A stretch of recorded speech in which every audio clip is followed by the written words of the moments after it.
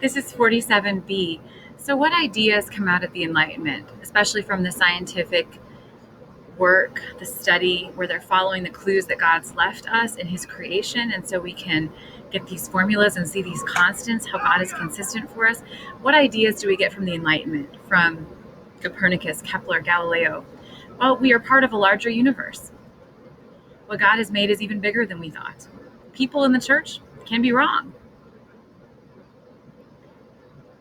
Reason and order transfer to other areas of life. So our God is a God of order, pattern, dependability, and he has left us clues. And the amazing thing is he's given us a mind that is able to comprehend and begin to understand some of the ways that he built things. I think it's just marvelous. I love our God. The Enlightenment philosophy, reason and thought are important in the Enlightenment and now. The power of the individual, and this follows the Renaissance, and the power of the individual is important in the Renaissance and now. You're not going to have revolutions without the power of the individual and freedom being important. Let's look at the thinking of Locke in England. So he is English.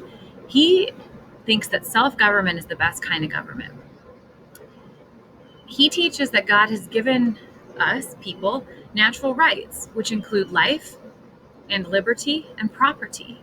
So actually the idea of a person having natural liberty comes not initially from America, but from the British, from whom we were rebelling when we formed America. Locke says the government's purpose is to protect those rights of life, liberty, and property. He says that people are governed by popular consent, so that the government gets the power from the consent of the people, and it needs to be a just government, not totalitarian. John Locke's quote, "All mankind being all equal and independent, no one ought to harm another in his life, health, liberty, or possessions." And the first one of those things is life. Without having the privilege to have life, you can't have health or liberty or possession. So life is just this fundamental right, human right, all ages. Voltaire. So Voltaire is French, and he writes more than 70 books, which is a lot.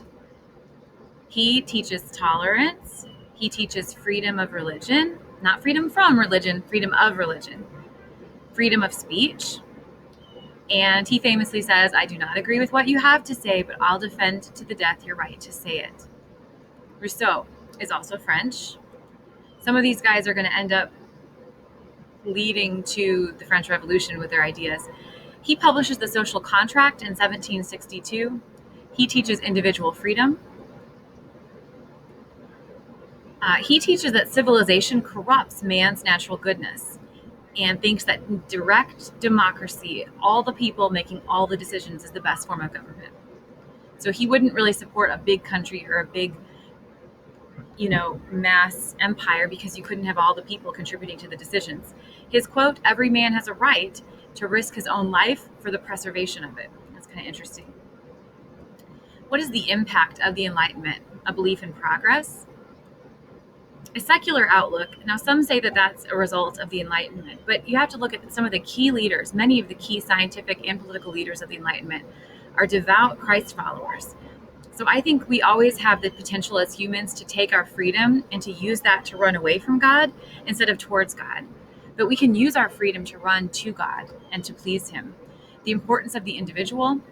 I'm going to give you a copy of this chart, which shows you the key events of the American Revolution.